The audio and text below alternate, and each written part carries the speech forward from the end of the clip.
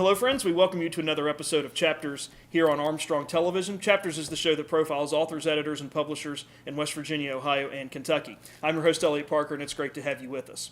We are delighted to have Ohio State University creative writing professor and author Nick White with us here today to talk to us about his writing career and his two books. He is the author of the novel How to Survive a Summer and also the collection of short stories titled Sweet and Low. His fiction and essays have appeared in the Kenyon Review, the Literary Review, Lit Hub, and elsewhere, and he is an assistant professor of creative writing at The Ohio State University, and we're delighted to have him here to talk to us about his books and his writing career. So Nick, welcome to Chapters. Good to have you here. Thank you so much for having me. I'm so excited to have you here because your books are fantastic for a lot of different reasons, and I wanted to start first talking about your novel because that came out first before your collection of short stories, and that is titled How to Survive a Summer. And I wanted to ask you a little bit about that book because there was a line from the book that caught my attention, and then I'll kind of ask you to tell us a little bit about who said that and give us some context to who this is. And there's a line in your book that says, in the summer of 1999, when I was 15 years old, I spent almost 4 weeks at a camp that was supposed to cure me of my homosexuality. And a character recites that line named Will Rooster Dillard. So tell us a little bit about that line and who Will is in the book and what he's going through.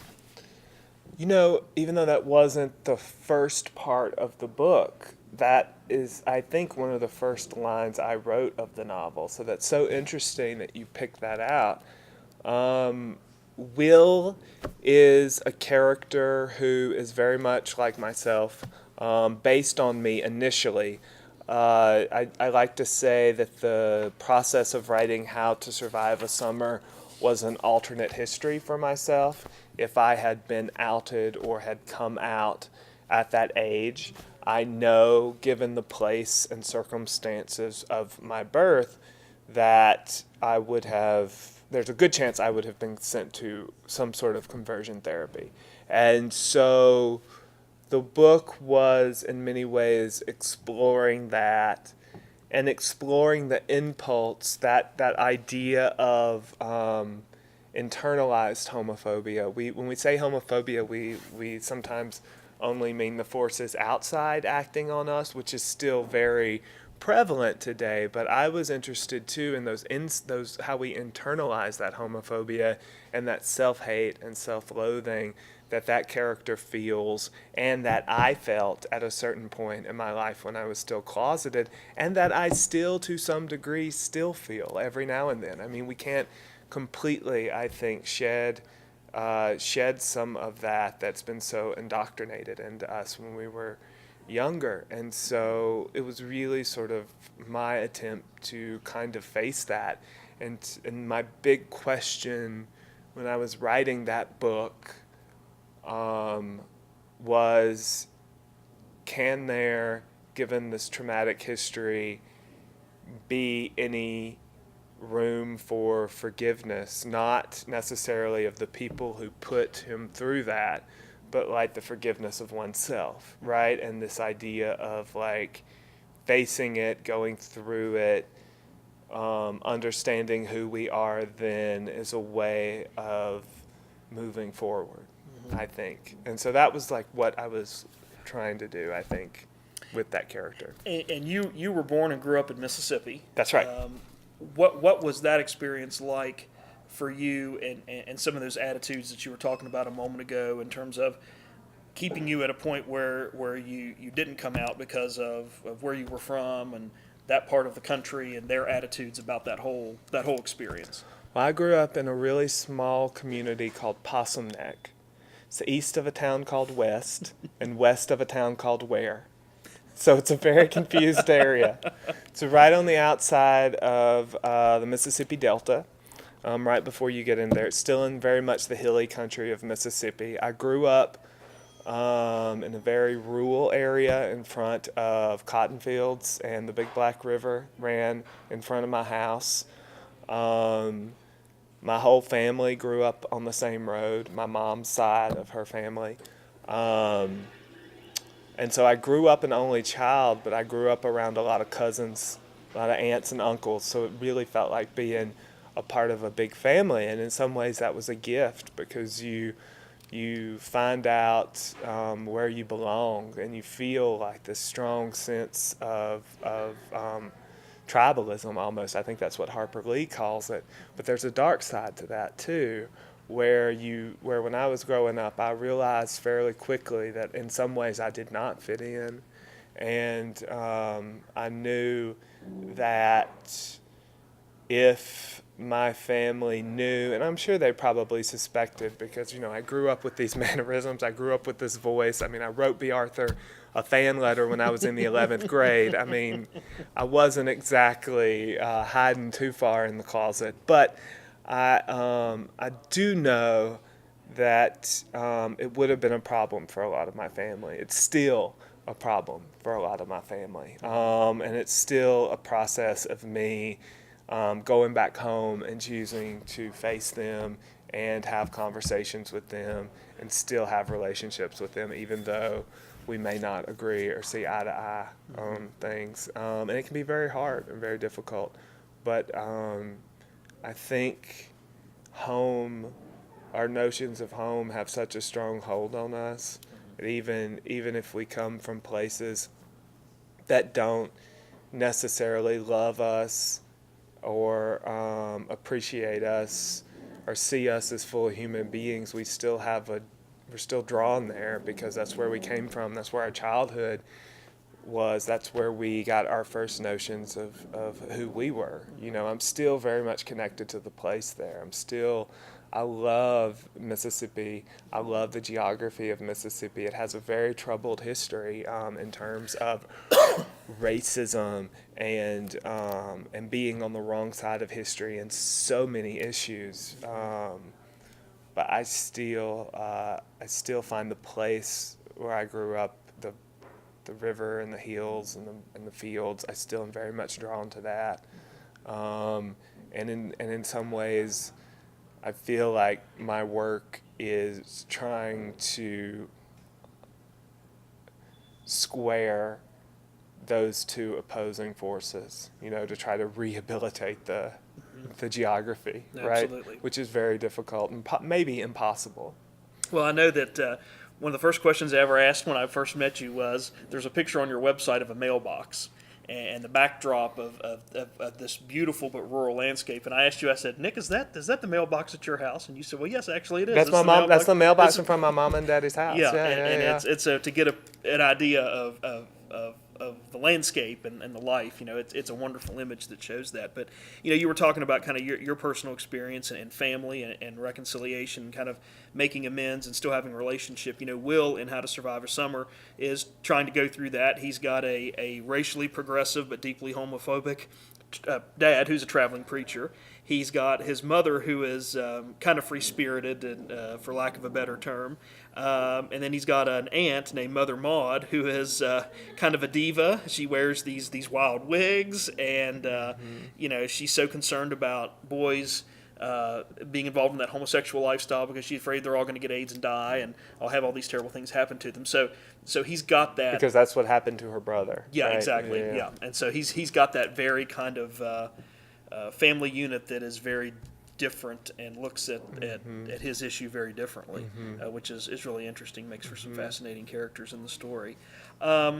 We also learned too in the story that Will has been abandoned by a previous boyfriend. So adding to all the complexities of what he's going through, he's been kind of abandoned by a previous boyfriend.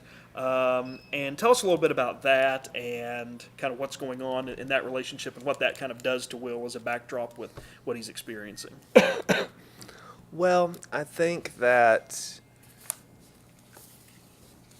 I was trying to show how Will is still so very much caught up in the past, even though he is sort of repressed.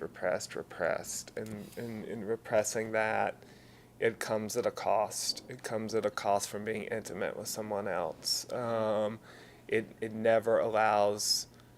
If we sort of repress something deeply traumatic as that, it can affect every aspect of our lives, including our romantic relationships, which are some of our most important relationships, right?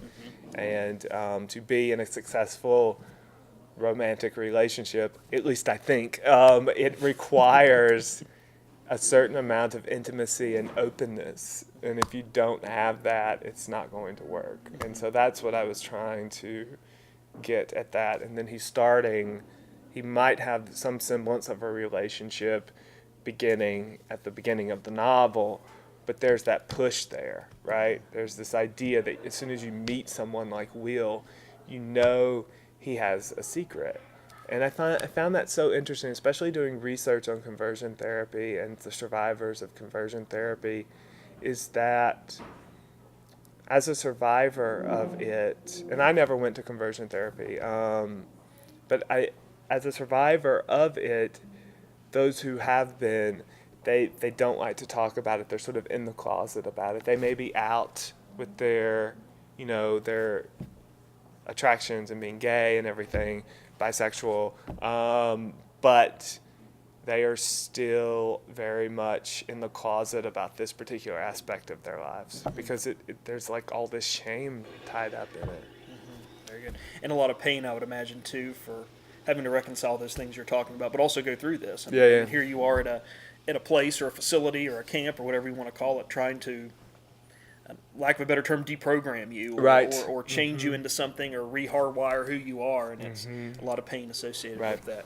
I wanted to move on and talk to you a little bit about your short story collection, Sweet and Low, which received all kinds of accolades. It was named a most anticipated book of the summer in 2018 by O Magazine, Entertainment Weekly, the New York Post, Southern Living, the Wall Street Journal, and the Chicago Review of Books. And it's a wonderful collection that lives up to its billing. And I had been away from short stories for a long time, and I picked up your book because I saw it in one of those publications, and I read it, and I fell in love with short stories again. And I've been on this big 2.5-3 year short story kick since I've read your book. That means so much to me. So I really appreciate it. But I appreciate you writing the collection. But there's kind of two things going on, or there's really two parts to your short story collection.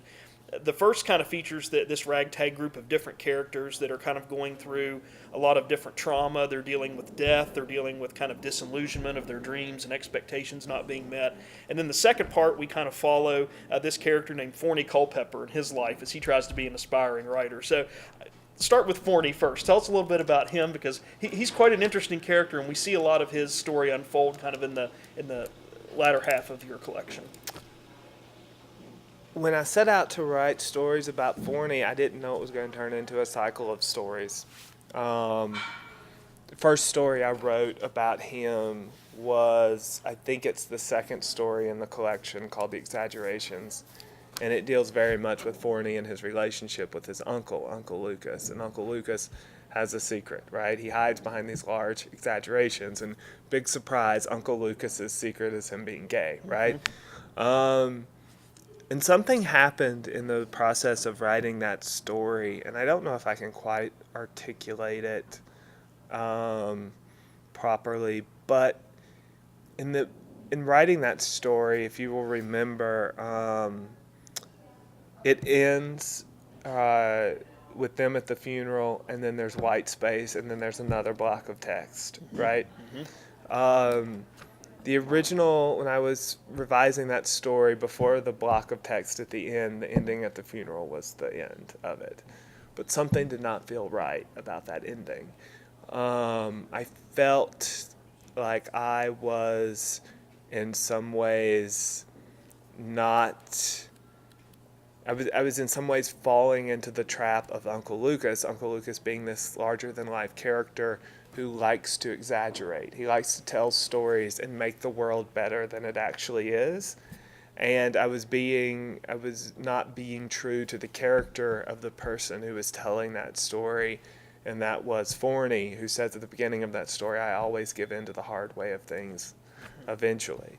And so I knew that when I was reading that, something felt off, and it was the character of Forney trying to do his own exaggeration. And so when I wrote that last passage, which was how it really was, I felt a lot of pain, because I felt like I was really hurting these characters.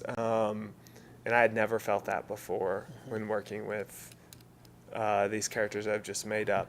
and I knew then that this is what I want to feel when I'm writing fiction. I want to make sure that I have like some skin in the game. I want to make sure that I care enough about the characters that I'm writing about that I feel something when bad things happen to them. Otherwise, what's the point?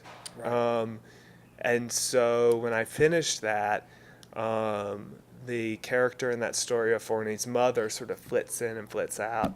And I was very much interested in Forney's relationship with her. And that's when I wrote the story Sweet and Low, which became the title of the collection.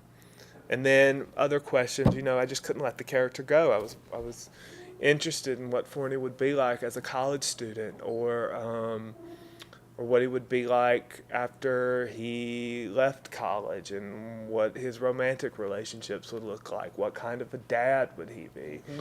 Just like, and so these stories just sort of came out of just those questions and me not really knowing where they would go, but just asking them and trusting that the story would find me.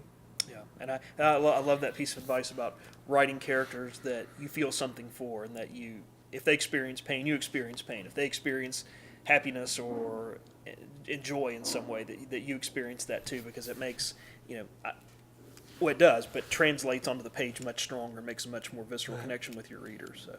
I also like how there's always kind of several things going on in all of your stories in the collection at once. And one of my favorite stories in that book was Gatlinburg, which is about a couple's vacation to the Smoky Mountains.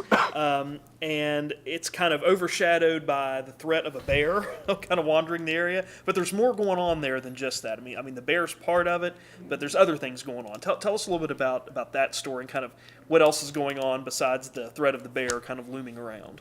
Well, that story has a very sort of simple structure where it's about a couple on vacation and trying to use this vacation away from their day-to-day lives to try to rekindle something that they may have lost. Because I think at one point the narrator of that story says, we don't really know how to speak each other's language. Or we've forgotten how to speak each other's language, maybe. And in a story, you always have at least more than one story going on. You have the overstory, right? The story of plot, action, reaction, the story. But on another hand, you also have the character's journey, emotional journey through that, and that's very much underneath everything, pushing against everything that's happening, and that creates for me a nice tension. This idea that the emotional lives of the characters are being affected by their outer world, and vice versa. And if we're good, we can always get to a moment in fiction where it comes in twain, where both meet, right? And it's the emotional meeting with the physical, and there happens a kind of rupture, which highfalutin craft people like to call climax, right? And so that's really what I was trying to do, and this idea of having another character, very much like Will in the novel, who experienced a lot of abuse growing up and is very sort of reticent of talking about that, because there's, in the story, has a scar on his back, right? And his partner keeps asking him, what is that scar? And he doesn't want to say.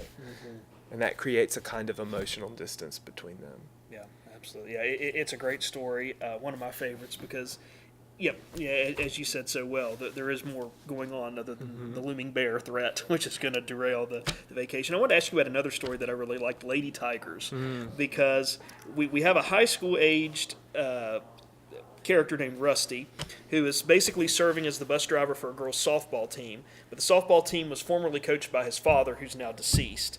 But then there's... No, the father's not deceased. He's run off. Oh, he's run off. That's right. Yes, that's right. Excuse me. There are a lot of dead fathers, though, in the book, so I know how you... I think I got that confused with a different story. But his father's been run off. But then there's an accident that kind of happens and kind of connects Rusty to one of the players. What's going on there? That's another story where there's a lot going on, and it's more than just Rusty driving the bus of these softball players. So that story That story started because when my editor got the book, she liked all of the stories in the collection except for one, and that was when Forney was a high school teacher. And she said, I just don't like this one, you can do better. And so it's like, God, I really want to have a story with Forney teaching high school. And so I had the idea that instead, most of the stories happen from Forney's POV, so it might be good to sort of venture outside of his perspective and go into someone else's. And so enter Rusty, misbegotten high school bus driver, and Which I think would be the worst job, by the way. yeah. Oh, I'm a horrible driver. That's why it took me so long getting here. It would be my nightmare to have to drive a bus. I mean, my hell on earth. And so I thought about that, and I also spent many years, of course, growing up with my family and having a lot of cousins. A younger cousin of mine was a really good athlete, and she played for this softball team all throughout junior high and high school. And I went to a lot of her games to watch her play, and it was really sort of nice to see the camaraderie that sort of was there between those young women. And it's not a sort of camaraderie that we see a lot. And so I wrote the story too to try to sort of honor that in my own kind of way, because really Rusty's salvation in that story is the other softball players, who at first he only knows them by their numbers, right? And then as the story progresses, they're forced to sort of interact with each other. He starts to learn their names, and he starts to learn the other side of a story that he had been told about his father. Yeah. And both the sadness, but the hope of like possibility when that story ends, of like understanding what happened. Very good, very good. So, as a writer, now that you've done a novel, you've done a short story collection, you've had some short stories published in different literary journals, do you have a preference, or do you just enjoy writing and you just have an idea and see where it goes, or do you have a preference? I'm such a slow writer. I never know how long a project is going to take. I just finished a story which I'm going to read tonight, and it's out on submission right now, and it took me 8 months to finish. I mean, it's just how it goes. I'm at work on a novel right now, but as when I was working on both of these, when I get tired of working on the novel, but I still want to write, I'll go to a short story that I have like an idea, or that an idea has been like kicking around in my head for some time, and I'll just spend time working on that. And when I get tired of that, whether or not it's finished, I'll go back to the novel. Very good. It's not really that much of a difference, except that I tell my students this, I can only hold so many pages in my head at one time. Mm-hmm. I can hold 30 pages of a story in my head at one time while I'm doing other things, washing clothes, doing dishes, going for a walk, taking out the recycling, mailing my taxes the other day when I had to wait in line for 30 minutes to mail it. My mind, in the back of my mind, I'll always be sort of churning out those 30 pages, trying to figure out. With the novel, it's a little bit different, because I can't hold. I'm sure some writers can, probably a lot of writers who are a lot smarter than I am can, but I cannot hold a whole novel in my head at one time. I can only hold 30 pages of it at one time, and I can, around 30 pages, and I can figure out things within those 30 pages, but then when I get back and fix those, it's like pulling a thread on a larger tapestry. You don't know like what you're changing and moving in other parts of the book, and so that takes time too. Very good. Interesting, very interesting. So, in our final moments with you, Nick, if anyone wants to get in contact with you to talk to you about Sweet and Low or How to Survive a Summer, or they want to just follow you more or find out more about what you do or what you're working on, first of all, how can they get in contact with you? And secondly, where can they get copies of your books? You can get copies of my books anywhere. You can order it from IndieBound or Amazon. can order it from this lovely bookstore. Please, if you have a small bookstore in your town, please get it from them. If they don't have the book, ask them to order it for you. We have to support small bookstores. They're the lifeblood of communities. They help us do things like this. And if you do buy the book, please email me at white.1615@osu.edu. And if you email me that a receipt of the book, or just tell me you ordered it and give me your address, I'll mail you a little plate of my signature on it and a glitter sticker, and you can put it on the book, and you can have a kind of signed copy. Fantastic. Yeah. That's great. Excellent. Nick White's been our guest here today on Chapters. We've been talking to him about his career as a writer, but more importantly, his novel, How to Survive a Summer, and his short story collection, Sweet and Low. Nick, it's been a pleasure having you on Chapters. Thanks for coming on, and congratulations on these books. And as you keep writing and keep publishing, we'd love to have you on to talk more about it. So thanks so much. Thank you.